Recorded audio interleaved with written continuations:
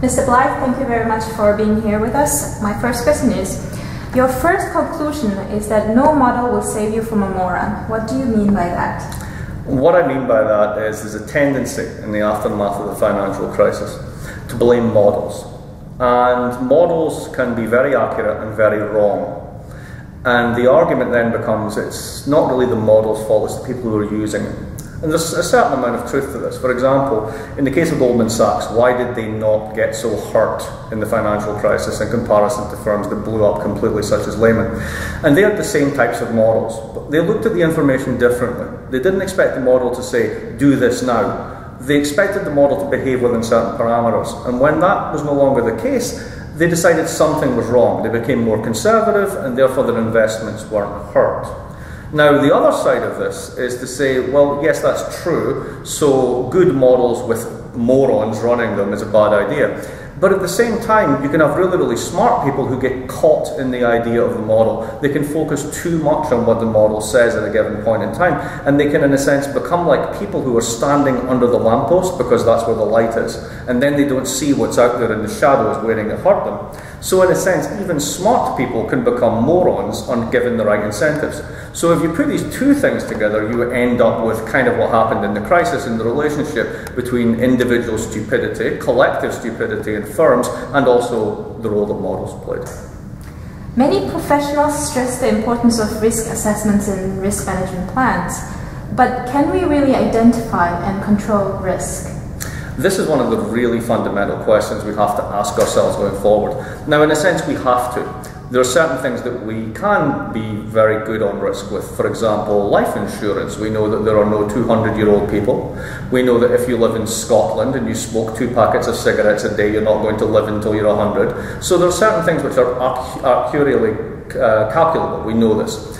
But then we get to things like complex derivative products. Do they really pay off the way they're meant to? So take an example from the financial crisis, and many people have heard of these notions of collateralized debt obligations.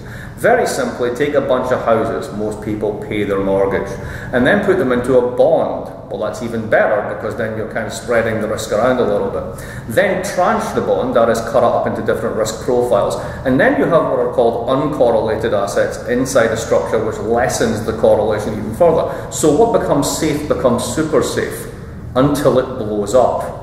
So individually, none of those parts were dangerous. Collectively, in a given environment, they become incendiary. So in the one case, life insurance, sure, we can calculate risk because the generators, life and death and everything in between, are kind of knowable to us. But when you put together highly complex instruments that can interact with their environment in very strange ways that you can't tell a priori, then you may think you're doing something that's very unrisky, and it can prove very, very risky indeed.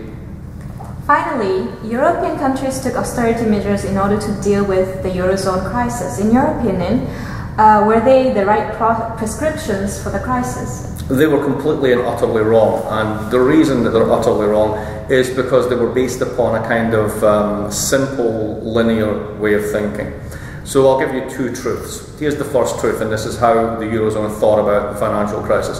First of all, it was a crisis of state spending. No, it wasn't. It was a crisis of finance that blew up on the balance sheets of sovereigns, and sovereign debt went up. So that's reversing cause and effect to start with. But then the answer becomes, well, even if it really wasn't their fault, they didn't spend all that much, let's put Greece to one side, we still have too much debt, and you can't cure debt with more debt. That's absolutely true. Given the Greeks, another loan is not going to help in that one case. But here's what's also true. If everyone tries to cut spending at once, no one is spending. Someone's exports are someone else's imports. Someone's debt is someone else's income stream. So if we all retrench at once, as we're doing in Europe now, all you do is throw the entire economy into recession, which means that those people who have debt end up with more debt, because what happens is the numerator and denominator relationship between interest rates and GDP worsens over time as the economy shrinks. So by not recognizing this problem, a fallacy of composition, and instead thinking linearly and simply, they got it wrong massively. Thank you very much. Thank you.